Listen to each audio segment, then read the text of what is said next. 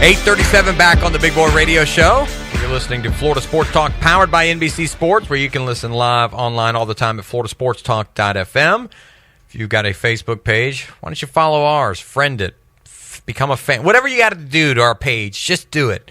Florida Sports Talks, Facebook.com/Florida Sports Talk. Let's talk Miami Hurricane football with our good friend Danny Money of CanesInSight.com. Joins us each and every Thursday here on the show. Danny, good morning. How are you, my man? Great. How you doing? Doing quite well. Now, we were talking about this a little bit earlier in this second hour of the show.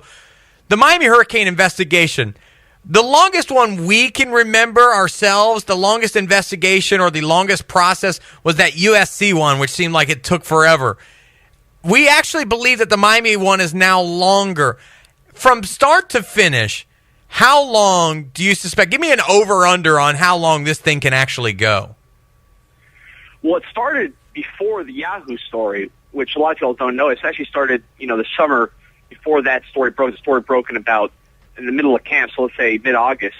It actually started quite a few months before that. So, it could be 2.5, almost 3 years. And the thing that's weird about it is so much of it kind of came out at the beginning.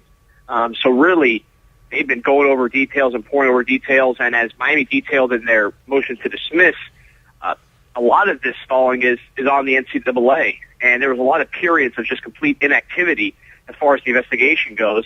And then, of course, because of the numerous foul-ups, those have delayed. So it's not just about how long it's been, it's about how much longer than it should have been has it been, and it's been way too long. That's what's interesting to me. It's such a herky-jerky investigation, like you said. You got all this stuff up front happening, and then an apparent, just a calm period where not a lot's going on, and then things pick up again, and then you hear all this information about the NCAA doing things improperly, and you're thinking, well, maybe it's going to come to a head now, and this thing will get wrapped up.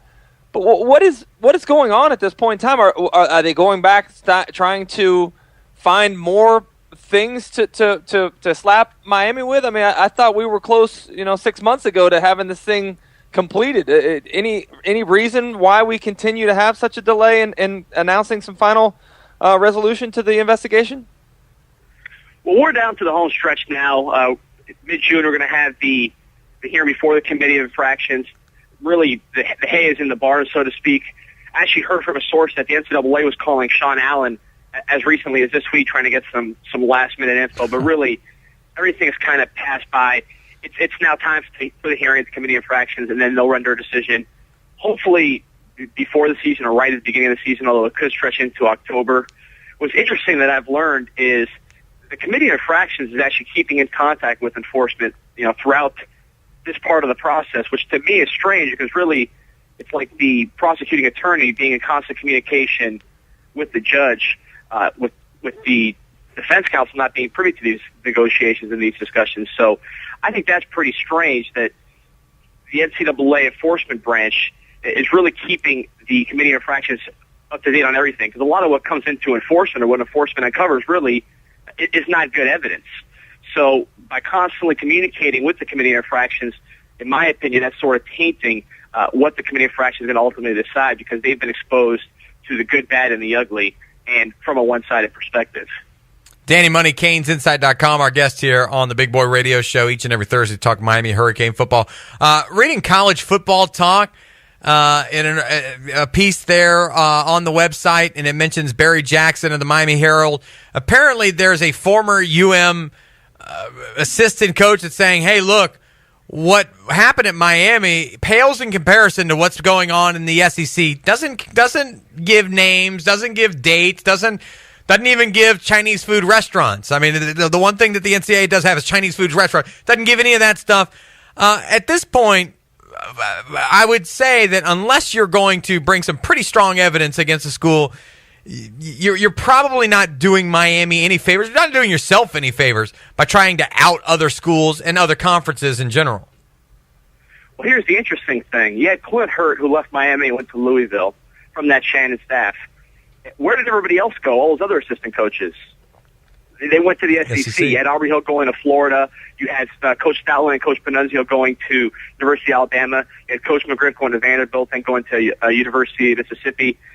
So, I'll just kind of leave that there as to how this might have come up. But this is kind of an open secret.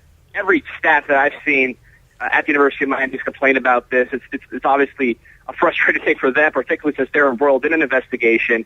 But it's just a whole different culture when you talk about a school like Miami, private school in the ACC versus the SEC. You see just the amateurism of the boosters, guys like Nevin Shapiro, and really, it's just a whole different ball game in the SEC. I know a lot of people are complaining that Mark Emmert himself is from the SEC. He was the chairman at LSU, which, if you listen to the rumors and you listen to the complaints, is the worst perpetrator of unreported NCAA violations.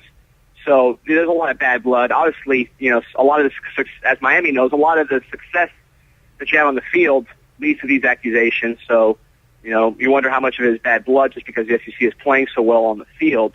But certainly it's an open secret, and it's something that you've been hearing for a long, long time.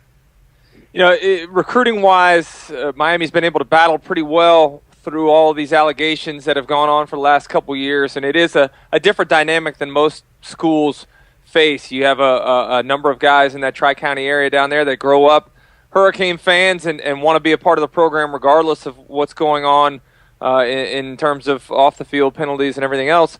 But an interesting story I was reading on your website about Travis Rudolph, a guy that was a four-star wide receiver commit to the University of Miami and then changed and decided he was going to decommit, now coming out apologizing basically to the University of Miami. You don't see that often. What's the latest with his story, and is this just another example of a kid that's maybe put into the spotlight and not able to handle some of the stuff that goes along with being recruited and be a visible recruit like this?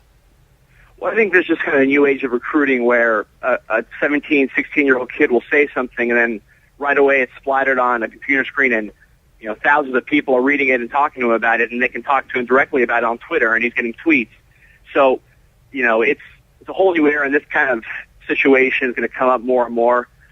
With Rudolph in particular, his coach is Steve Walsh. His dad, I get the impression that I've heard from some sources that his dad favors UM and really wants his son to take a good look at UM. Obviously, Rudolph likes Florida quite a bit. Florida needs receiver. He wants to play receiver. There was a bit of a dust-up early in his recruitment because Miami wanted him as an athlete. Thought he could potentially be a good cornerback, while Rudolph really just wants to play receiver. So that was the source of the initial problems.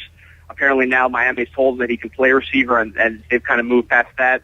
But this looks like just a classic Miami-Florida battle, and again, still very early here in May.